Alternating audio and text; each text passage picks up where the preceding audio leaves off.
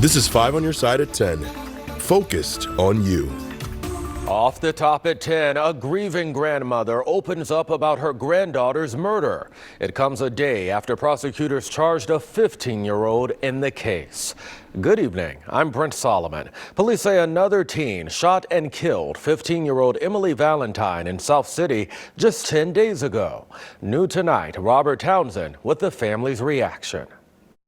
It's been 2 weeks since 15-year-old Emily Valentine was shot in her face and killed. The teen's grandmother still can't believe what happened to her granddaughter. I know my side of the family is taking it pretty hard, and I know her side of the family as well. Rosie Valentine says on February 28th, Emily's former boyfriend picked her and her 14-year-old sister up from their aunt's home in South St. Louis. Valentine says Emily's sister told police the 15-year-old boy drove them to the 3700 block of Minnesota Avenue, shot Emily in her face, and then the young suspect took off in a stolen car. He put her out the car, left her in the alley for dead. The 8th grader died on the way to a hospital. Emily's sister wasn't hurt. On Thursday, prosecutors charged the 15-year-old boy with second-degree murder.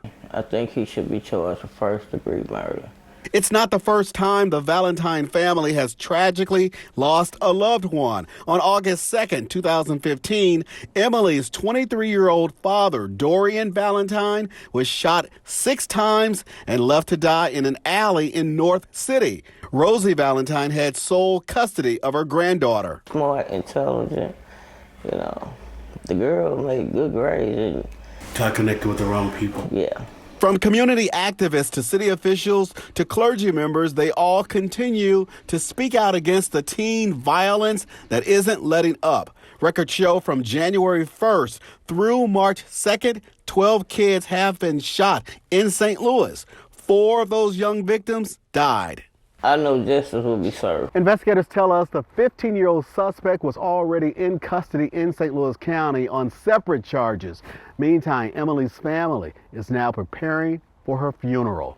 Robert Townsend, 5 on your side.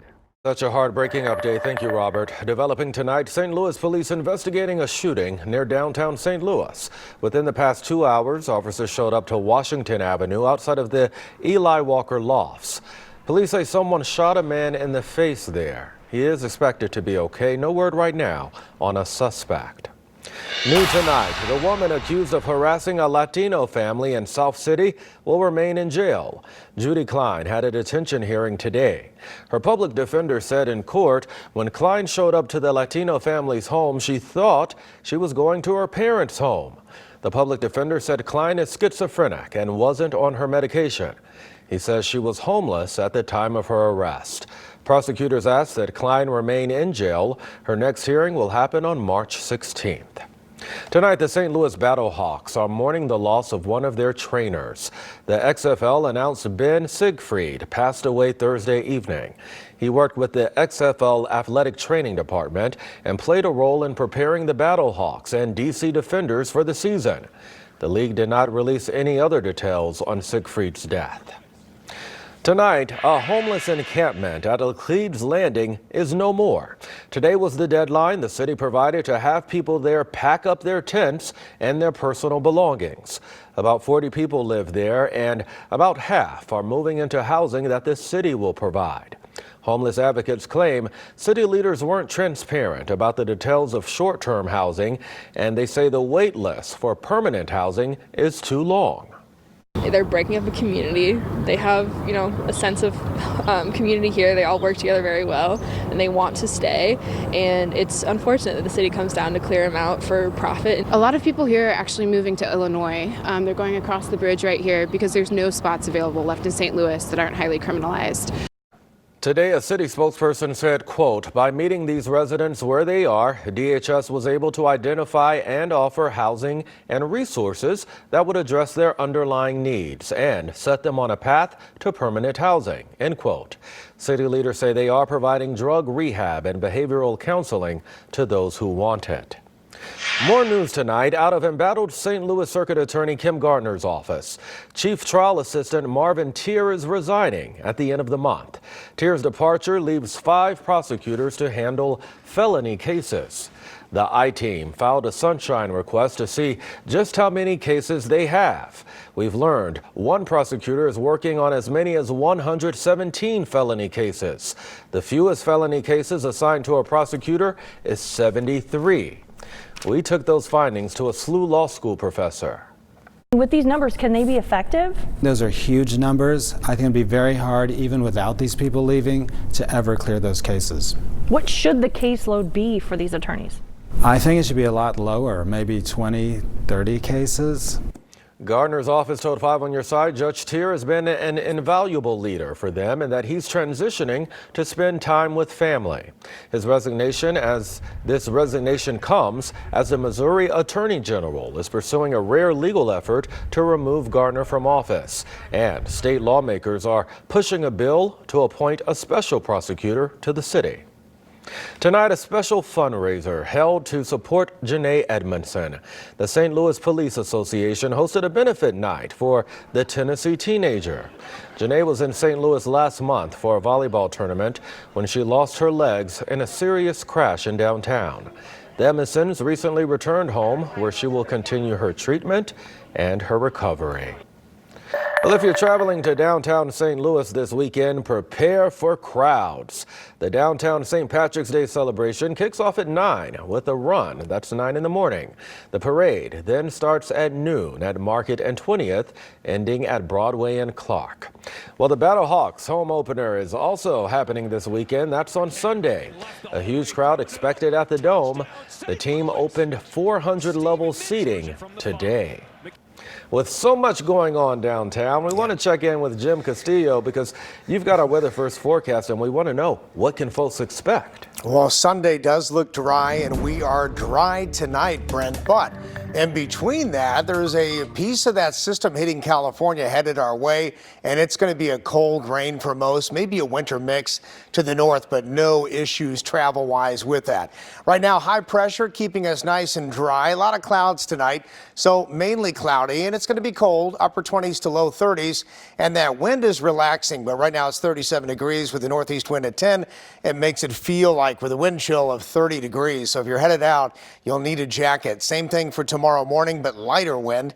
Then as we get into the afternoon, rain develops afternoon, and so about 1, 2 o'clock around the metro, and then stays with us all the way through the evening, and southeast wind kind of gusty to 25 miles an hour. But the Battlehawks, if you're tailgating on Sunday, it'll be in the 40s, about 40 to 44 degrees between 10 a.m. and 2 p.m. A lot of clouds around to start, but some clearing in the afternoon. And look at that sunset, 7:05 p.m. with the time change. We'll talk more about our weather forecast for the 10-day coming up. We do have that time change coming. Thank you, Jeff. Well, Venmo, PayPal, Cash App, popular ways to send money to friends, but some folks still write checks. Tonight, Brandon Lewis from our National Verify team explains how thieves are using checks to steal your money. Millions of people mail checks to pay bills, but some posts online are warning thieves are stealing checks from mailboxes and using them for themselves. So let's verify. Can thieves steal your money by rewriting checks left in your mailbox? Our sources are the U.S. Postal Inspection Service, the Association of Certified Fraud Examiners, and the U.S. Department of Treasury. Rewriting checks in another person's name is called check washing. The thief uses chemicals to wash off the intended recipient's name and then replaces it with their own name. Often, the thief changes the amount of the check to hundreds or thousands of dollars more. Banks have warned about check washing for decades, but it's still a problem. The U.S. Postal Inspection Service says it intercepts more than $1 billion in counterfeit checks every year. So, yes, thieves can steal your money by rewriting checks left in your mailbox. The Postal Inspection Service recommends mailing checks from inside a post office or sending money electronically. If you think you were a victim of check washing, then contact your bank immediately and report it to your local law enforcement. With your Verify, I'm Brandon Lewis. And as always, if you'd like us to verify something, just send us an email at verify@ksdk.com. We'll be right back. Well, St. Louis is getting ready to celebrate its area code, 314. For the next few nights, the James S. McDonald Planetarium will be illuminated with a colorful 314 Day design. The light display will be visible from the interstate from 6:30 until 10:30 at night. For a list of 314 Day events, look for this story under the As Seen on TV section of KSDK.com. We've got Jim Castillo standing by now with your weather first forecast. The weekend is upon us, Jim. What should we expect? It is. Well, the day with the moisture will be tomorrow, and most of it holds off until afternoon in the metro, so about 1, 2, 3 o'clock. So right now we're dry and 37 degrees, lows in the upper 20s to around 30. So less wind tonight. It was kind of gusty today. Rain develops tomorrow. It is a cold rain and a winter mix. You know, some of the models are backing off on how much and who gets that winter mix, even in our northern counties. But you might see a little sleet or grapple or even some snowflakes mixing in, but it's not going to do anything because temperatures are well above freezing, just like the last system.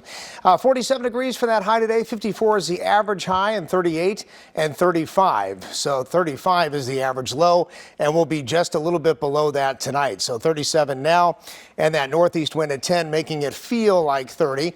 So lows again, upper 20s north of St. Louis to around 31 in the city, and 32 degrees around, well, it looks like Fredericktown down south. So all of us really at freezing or just below. So a southeast wind picks up tomorrow again, 10 to 15, gusts to 25, and that better chance of rain. Check out the numbers, 30% at noon, 80% at 2 o'clock, 80% at 4. So once it gets going, it stays with us. Temperatures in the mainly low 40s, but we could hit the mid 40s as we go into the probably late morning, early afternoon. And that California rain, boy, heavy at times, and flash flood emergencies in many locations throughout the day today. We're going to get a piece of that energy. Here's this area of low pressure that will track to our east. So it's really a mid-level disturbance that's going to be moving just to the south of the area as we go into tomorrow. So here's the future cast, that rain chance in our western counties before noon, and then throughout the metro and metro east, it's 1 o'clock, 2, 3 o'clock, and still watching this. So this is Pike County, and that's a little bit of that mixture moving in. So could see on grassy surfaces if you get cold enough air in here, maybe a little bit of accumulation. But again, those temperatures above that freezing mark, watching our northern counties, might have a little sleet mixing in St. Louis, but it really gets out of here as we get through 11 o'clock tomorrow night. And then as we get into Sunday, it really dries out nicely, even clears up just a little bit. 10-day forecast, so Battle Hawks on Sunday, about 47 degrees for that high and some clearing in the afternoon. Monday, chilly, breezy, 43, 47 Tuesday. But some of the models Wednesday and Thursday, Brent, actually take us well into the 60s. So we have a couple warm days before it cools off again on St. Patrick's Day. You're right about that. And not too bad for 314 Day. Yeah. Lots of sunshine. All right, Jim. Thank you much. That's all for your news at 10, but Corey Miller is here with 5 on your sideline.